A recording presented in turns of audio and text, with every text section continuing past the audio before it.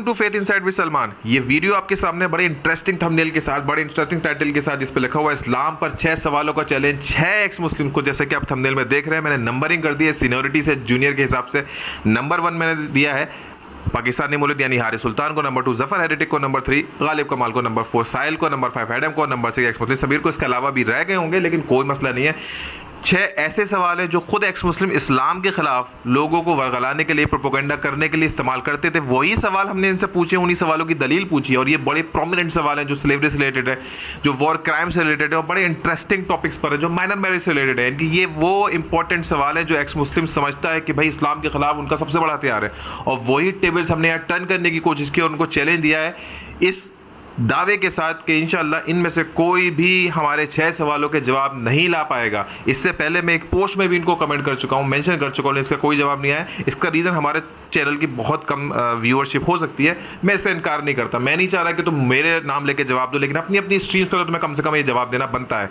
जो भी भाई लोग हैं वो लाइक करें, सब्सक्राइब करें, कम से कम इस वीडियो को आप ज़्यादा से ज़्यादा शेयर करें, ताकि एक्सपोज हो कि जो मेजर एक्स मुस्लिम्स है, जो कहते हैं हम सो कॉल्ड मूवमेंट चला रहे हैं, उनके पास इन बुनियादी सवालों के जवाब नहीं है और ये कई सालों से प्रोपेगेंडा फैला रहे हैं।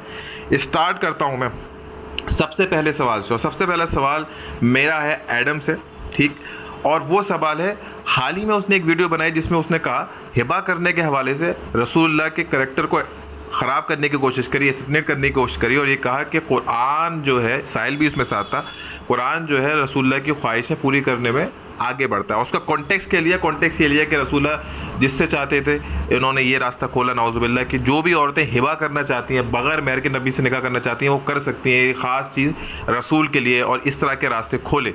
अब उसने, मैं वीडियोस में लगाता हूँ, आप देखिएगा। जान सब्र करें, आपने तफसीरें पढ़ी हुई हैं तो अब आप मुझे झूठ मार रहे हैं। क्यों? क्योंकि तफसीरों में हिबा वाली औरतों को कभी उम्मेहातुल मोमिनीन नहीं कहा गया हुआ है। उम्मेहातुल मोमिनीन वो हैं जिनके साथ मोहम्मद ने निकाह किया, उन गवाहों के सामने और लोगों के सामने, और उनको उनकी वलीमे का खाना भी दिया। सेक्स करने के बाद अगले दिन खाना भी दिया, जैसे पार्टी दी, जैसे आप वलीमा कहते हो इंडो पाक। हिबा वाली किसी भी औरत को किसी भी शरह में उम्मुल मोमिनीन, मोमिनों की माई नहीं कहा गया, नंबर 1। नंबर 2, उसने ये भी बोला कि देखिए रसूल जो हिबा करने वाली औरत है वो उम्महातुल मोमिनीन में शामिल नहीं हुई है, जितने भी निकाह हुए रसूल सल्लल्लाहु अलैहि वसल्लम के। चैलेंज है एडम सीकर को कि एक भी दलील ला के दे दे सही सनद से, जिसमें वो साबित कर सके कि एक भी औरत जिसने हिबा किया रसूल को और उसने रसूल सल्लल्लाहु अलैहि वसल्लम ने उनसे निकाह कबूल कर लिया। दोबारा चैलेंज है एडम सीकर को, फॉर लाइफ टाइम चैलेंज है, और इनको मैं पहले भी बहुत रगड़ा लगा चुका हूँ 3-4 साल पहले, लेकिन मेरे आदत डिबेट की नहीं है, लेकिन कभी कभी थोड़ा सा मूड स्विंग करना पड़ जाता है। तो पहला चैलेंज आप सब लोग सुन लें, और बाकी लोग भी एक दूसरे की हेल्प कर सकते हैं, अकेला किसी को नहीं छोड़ना है।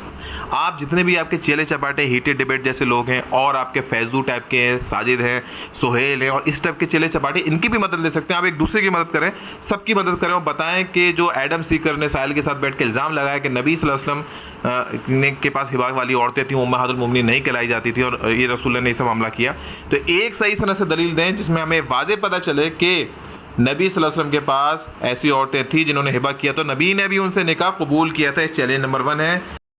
अब आता है चैलेंज नंबर 2।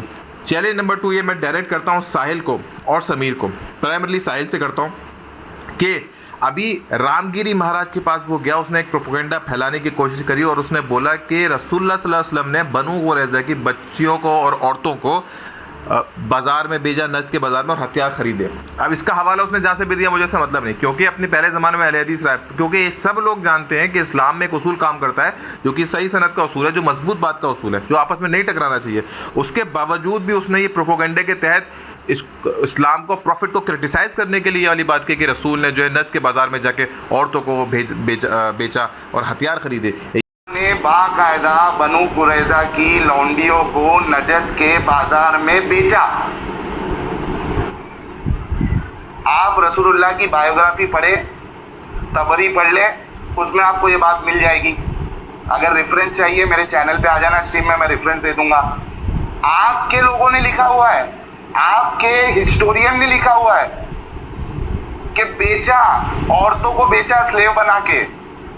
ओ भाई, ये बेस्ट रोल मॉडल कैसे हो सकते हैं? इसको अत्याचार नहीं कहेंगे तो क्या कहेंगे?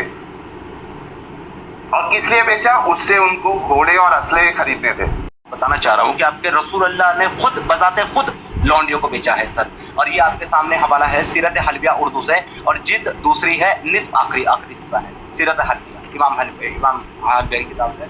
ये लिखते हैं यहूदी बांदियों और उनकी फरोख्तगी और असला की खरीदारी। गर्द इसके बाद आप सल्लल्लाहु अलैहि वसल्लम ने 7 दिन ज़ैद अंसारी रज़ियल्लाहु अन्हु के हाथ बनु कुरैज़ा के कैदियों को यानी कि गुलाम बांदियों को फरोख्त करने के लिए नज़द के इलाके में भेजा। नज़द एक बाजार लगता था, वहां पर भेजा, और ताकि उनके बदले में घोड़े और हथियार खरीद ले जाएं। एक रिवायत में है, ये लफ्ज है कि आपने हज़रत साद बिन अब्बास रज़ियल्लाहु अन्हु को एक कैदी देकर के मुल्क शाम में भेजा था ताकि उनको फरोख्त करके उनकी कीमत से हथियार और घोड़े खरीद ली जाए। चुनांचे उन्होंने ऐसा ही किया। मेरे साथ सबीर की डिबेट हुई थी तो उसने सीरत हलबिया के हवाले देके वाली बात कोट की थी। सबीर को भी मैंने उस वक्त चैलेंज किया था, और ये चैलेंज अब जनरल साहिल को कर रहा हूं मैं कि एक भी सही सनद से एक भी हवाला दिखा दे जहां पे रसूलुल्लाह से ये साबित हो कि उन्होंने नजद के बाजार में बनु कुरैज़ा के जो औरतें थी या बच्चे थे उनको जाके बेच दिया।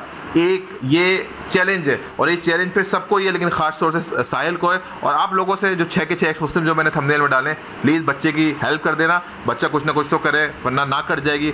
मुझे भी ख़राब लगेगा कि 3 साल से 4 साल से जो रोना पीटा जा रहा है बनु कुरैज़ा उनकी उसकी एक दलील नहीं है तुम्हारे पास बेचने वाली। ये गालिब कमाल भी रोता रहता था, ये इनके पूरा ग्रुप रोता रहता था, और इनके पास दलील नहीं है सही सनद से। ये क्या मामला है?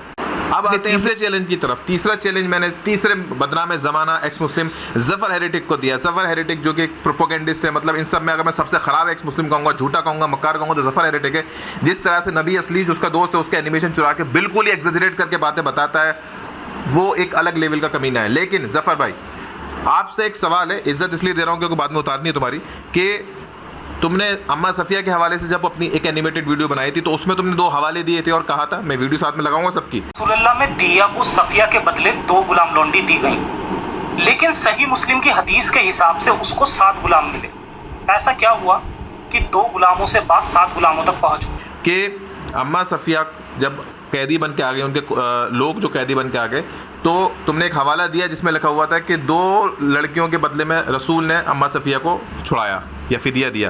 फिर तुमने एक हवाला दिया एक हदीस है जिसमें तुमने पढ़ के कहा उसको इंग्लिश में कि 7 गुलामों के बदले में रसूलुल्लाह ने अम्मा सफ़िया को लिया, यानी कि फिदिया दिया, यानी कि 7 गुलाम पहले दिए फिर अम्मा सफ़िया को लिया, यानी कि ये रीज़न तुमने दिया। अब तुम लोगों को ज़फ़र, तुम्हें चैलेंज है क्योंकि तुम्हें अरबी तो आती नहीं है और तुम्हें ये भी नहीं पता कि वहाँ ट्रांसलेशन के या टाइपिंग के एरर्स होते हैं sunna.com में।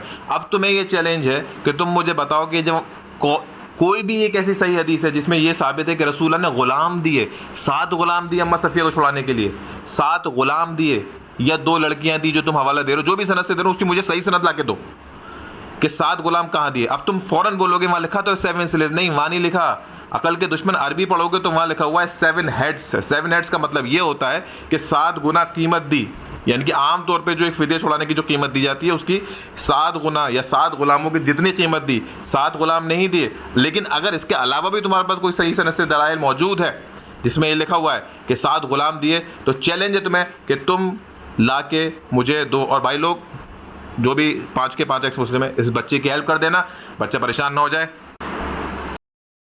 चैलेंज नंबर 4 है गालिब कमाल को, और ये गालिब कमाल ने सबसे ज़्यादा बनु कुरैज़ा पे वीडियो बनाई है, और उसके साथ हारिस सुल्तान भी था, एक बार एक गुलजार एलिया करके भी कोई आता था, स्टोनिस करके भी आता था। एक बार उन्होंने पूरा प्रोपेगेंडा करके रीड करे जा रहे थे और इन्होंने पूरा, मैं आपको वीडियो लगा रहा हूँ, आप इसको देखिए।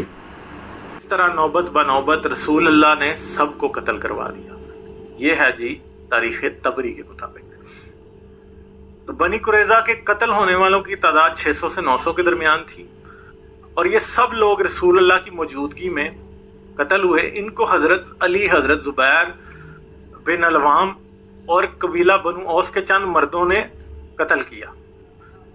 पीस है अगेन, ये सब शारी नज़ूल, हम बैकग्राउंड बनु कुरैज़ा पे अल्लाह की आयतें पढ़ रहे हैं। तर्जुमा है, और जिन जिन अहले किताब ने इनकी मदद की थी उन्होंने इनके किलों से नीचे उतार दिया और उनके दिलों में खौफ डाल दिया, बास के तुम कत्ल करने लगे और बास को कैद कर लिया। एग्जैक्टली बनु कुरैज़ा का वाक़या है। इसकी नेक्स्ट स्लाइड पे जा सकते हैं, 27वीं नजर आती होगी।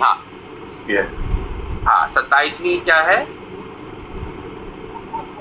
हाँ 27वीं है। और हाँ पढ़ दें आप पढ़े आपको पता है। और उनकी जमीन और उनके घरों और उनके मालों का तुम्हें मालिक बना दिया। गैलेक्सीज का बनाने वाला ये एक वॉर लॉर्ड, एक जंगी कोई राइटर लग रहा है, वो ये कह रहा है, इमेजिन करें अल्लाह जी। फिर इन्होंने क्या किया, ये साबित करने की कोशिश करी कि रसूलुल्लाह ने 700 से लेकर 900 तक बनु कुरैज़ा के लोग कत्ल कर दिए और हज़रत अली ने और ज़ुबैर बिन अव्वाम ने मिल के कत्ल करे और 2-3 लोगों ने बिल्कुल लाशें बिछा डाली। अब ये हवाला इन्होंने जहाँ से भी दिया, इब्ने हिशाम से दिया, तफसीर इब्ने कसीर से थे, कहीं से भी दिया। अगेन फिर से वही चैलेंज है, सही सनद से एक भी सही सनद ला के दो जहाँ पे ये साबित है कि रसूलुल्लाह सल्लल्लाहु अलैहि वसल्लम ने 700 से लेके 900 लोग मरवाए, किसके, बनु कुरैज़ा के। इसकी सही सनद ला के दो। फिर एक जो वीडियो मैंने आपको दिखाई है उसमें गुलजार एलिया कुरान की आयत पढ़ रहा है, सूरह अहज़ाब आयत नंबर 26 कह रहा है, देखो यहाँ भी लिखा हुआ है 26 और 27 की शान नुज़ूल है कि देखो यहाँ बनु कुरैज़ा का कत्लेआम हुआ है। गुलजार एलिया तू अगर जिंदा है, स्टोनिस तू अगर जिंदा है, और ये सवाल तो गालिब को होगा, तो उस कुरान की आयत से मुझे ये बता के दिखाओ, उसमें लिखा है कि अल्लाह ताला ने तुम्हें उनके ज़मीनों का मालिक बनाया, उनके तुम्हारे खेतों का मालिक बनाया, उनके माल का मालिक बनाया। उसमें कहाँ लिखा है कुरान की आयत में कि उनकी औरतों का मालिक बना दिया? उसमें कहाँ लिखा है? चैलेंज है गालिब कमाल, चैलेंज है गुलजार, एक्स्ट्रा में चले गए तुम गुलजार गालिब के चक्कर में, चैलेंज है स्टोनिस। और बाकी भाई लोग गालिब बच्चे की हेल्प कर देना, परेशान हो जाएगा अकेले में, कि उस कुरान की आयत में जो आयत नंबर 26 है जिसको शान नुज़ूल बता रहे हैं, उसमें कहाँ लिखा है कि अल्लाह ताला ने उनकी औरतों का भी तुम्हें मालिक बनाया। और 700 से 900 लोग मारने की, 500 लोग मारने की, किसी भी किताब से ला रहे हो, सही सनद से दलील मुझे ला के दो। चैलेंज नंबर 5, पांचवा सवाल है, ये चैलेंज है अगेन फिर से एडम सीकर को और समीर को, दोनों को। समीर को इसलिए क्योंकि मेरी सेक्सुअल डिबेट हुई थी इससे, और उसमें इसने उस चीज़ों का जवाब ना देके आगे बढ़ गया था। एडम सीकर का बहुत बड़ा गुरु है जो जॉन स्मिथ है, अगर मैं नाम सही ले रहा हूँ, पी फेंडर फिल्म यूट्यूब के नाम से एक चैनल है इसका, और इसका एक गुरु अरेबिक मिडिल ईस्ट का दोस्त है, इसको कहते हैं, क्या नाम है उसका, उसका नाम मेरे दिमाग से निकल गया, खैर सेंट मुराद नाम है उसका। ये अभी हाल फिलहाल में सेंट मुराद को लाया था और ये साबित करने की कोशिश की थी कुरान के ट्रांसलेशन में कितने कंट्राडिक्शन है, क्योंकि वो अरबी जानने वाला है तो उसको एज ए एक्सपर्ट लाके इसने अपने लाइफ पे बुलाता है, उसके पास जाता है, उससे सीखता है, सब करता है। सबसे बड़ा झूठ जो एडम सीकर बोलता है वो ये बोलता है कि वही अरबी जानने वाला जो कि एक्स मुस्लिम है, सेंट मुराद है, इसका दोस्त है, और जॉन स्मिथ भी है। जॉन स्मिथ और यही इसके गुरु एडम सीकर के सेंट मुराद, ये दोनों एक बार में गए और सेंट मुराद ने ये बोला कि सूरह मोमिनून की जो आयत नंबर 5 है, जिसको साहिल भी दिखा, हर कोई दिखाता है, एडम सीकर को चैलेंज है वाला खासतौर से, उसने बोला कि सूरह मोमिनून की आयत नंबर 5 से कहीं भी ये बात नहीं करती कि बांदियों के साथ सेक्स करो, बल्कि उसने ये क्लेम किया है कि कुरान जो सेक्स डिलीवरी बताई जाती है, कुरान उसको नहीं जानता। यहाँ पे सिर्फ जो घर में काम करने वाले लोग हैं उनकी बात हो रही है, और उनसे भी सेक्स की बात नहीं हो रही, मैरिज की बात हो रही है। और ये वाली बात सेंट मुराद ने मानी, ताकि वो बहुत बड़ा इस्लाम का दुश्मन भी है, और ये वाली बात जॉन स्मिथ अगर उसका सही नाम है, उसने भी मानी, जो क्रिश्चियन है, उसका कभी बिल बहुत लंबा मैं बाद में पढ़ूंगा, उसने भी माना, अरे यार मैं तो पहले ये समझता था, तो सर्वेंट निकला, सेंट मुराद ने बोला। अब ये बताया कि एडम सीकर तुझे चैलेंज है कि अब तू पहले तो ये काउंटर कर सेंट मुराद को, या तो तू बोल तू खुद बेवकूफ़ है। We have our guest. Saint Murad is a person who was an ex-Muslim, and he is doing some translation of the Quran based on the origin of that word. And the link is already there. If you wanna buy his translation, I don't know what the cost is, so I'm gonna invite Saint Murad to tell you everything in a bit. But at the end of the day, he's the one who is doing an awesome job by looking at the Quranic translation based on the words, the origin of the word. So without any delay, and I know you guys have been waiting for quite some time already, so without any more delay, let me just put it this way, let me invite our guest of the day, our favorite Hazrat, and as always, Hazrat Saint Murad. Murad, welcome to the show. Hello, Adam, my friend. I am your second favorite Murtad. You're the first one, the second one. The Quran mentions marrying what your right hand already possesses, and it is only combined with servants already in the house. But the Quran prescribes this option only for people who are not financially able to marry a free woman. The Quran does not know the concept of sex slaves. I don't find it. To chapter 4, verse 24 and 25, and you zeroed in on verse 25. And what really, when the penny dropped for me is when you read the whole verse. You need to read the whole verse. That which your right hand possesseth, in parentheses, Khan, Hilali and Khan have put in slaves. They have put in slaves like Yusuf Ali has done. These are your right hand possesseth, these are your slaves. But then right after that, you are to wed them with the permission of their own folk. That wholeheartedly slaps you in the face. If they're slaves, how can you get permission from their kin? The fact that they're slaves mean there are no kin around. You have grabbed them in war, and they're no longer, many times their families are dead. So that proves that this is talking about servants. This is not talking about slaves. It's talking about servants. You did a great job of unpacking that in chapter 4, verse 25. Thanks for that. You went on to chapter 33, verse 55. And you said again, these are servants in your house. These are not slaves. These are servants. And that's why if you are going to wed them, wed those who you can afford. In chapter 4, verse 3, you bring that out really strong. How is it if you cannot afford them, if you're not willing, if you don't have the means, then marry those who are your servants. But this was completely bastard. Here's another case of bastardization by first Harun al-Rashid, the Abbasid caliph, and then much, much more so in the Ottoman period, where you needed to have lots of sex slaves. और जब मैंने समीर से भी बोला था कि यहाँ पे जो अज़वाज और मिल्क यमीन की तफरीक है वो आज़ाद और ग़ुलाम की तफरीक है, ना कि शादी और गैर शादी की। समीर ने भी माना था कि वो मानता है कि हाँ बांदी जो है उसकी शादी होती है, उसके बाद भी बांदी कहलाई जाती है। और जब अगर ऐसा है कि बांदी शादी होने के बाद भी बांदी कहलाई जाती थी, तो सूरह मोमिनून की आयत में उसको बांदी से ये समझना कि उसकी शादी नहीं हुई है, बगैर शादी के तो मामलात कर सकते हो, ये तो बिल्कुल झूठ बात है। ये चैलेंज एडम सीकर को कि सेंट मुराद जब मानता है तो तू क्यों आज भी स्लेवरी पे गला फाड़ता है, और इसका क्लियरली अपनी जनता को क्यों नहीं बताता कि ऐसा कुछ भी नहीं है कुरान में, क्योंकि सेंट मुराद और जॉन स्मिथ वो मान चुके हैं, वो अरबिक एक्सपर्ट है। वो अगर अरबिक एक्सपर्ट है तो तू बेवकूफ़ आदमी है, वरना वो बेवकूफ़ है और तू बहुत अक्लमंद है। और तू अक्लमंद है तो फिर मुझसे आके तू बात कर। इस सवाल का चैलेंज है, तो ये साबित कर कि बांदी निकाह करने के बाद बांदी नहीं रहती है इस्लाम जहालत के ज़माने में, और मैं दलील दूंगा कि बांदी निकाह करने के बाद भी उसको बांदी कहने का रिवाज मौजूद था। तो ये था चैलेंज नंबर 5। अब आखिरी और फाइनल चैलेंज है सबसे सीनियर एक्स मुस्लिम पाकिस्तानी मुलिद हारिस सुल्तान को, और उसको चैलेंज है, साथ साथ साहिल को भी चैलेंज है। ये मैं वीडियो आपको साथ में लगा दूंगा। पाकिस्तानी मुलिद ने जब कैसर अहमद राजा के साथ जब वीडियो की थी तो उसमें सबसे ज़्यादा उसने जो कैपिटलाइज किया था वो सूरह तलाक की आयत नंबर 4 पे किया था। देखो सारे स्कॉलर्स मानते हैं। उसके बाद वो और लोगों को लेके आ गया था। ठीक है, साहिल ने भी ये आयत को बहुत कॉन्टेक्स्ट मिला के देखो माइनर मैरिज है, और इसकी शान नुज़ूल में जो है तफसीर इब्न कसीर में कई जगह आया है कि भाई आयत जब नाज़िल हुई तो किसी सहाबी ने पूछा कि भाई नौजवान लड़कियां तो रह गई हैं जो अभी बालिग नहीं हुई हैं, तो फिर सूरह तलाक आयत नंबर 4 नाज़िल हुई। इसका मतलब है कि नाबालिग लड़कियों के लिए है।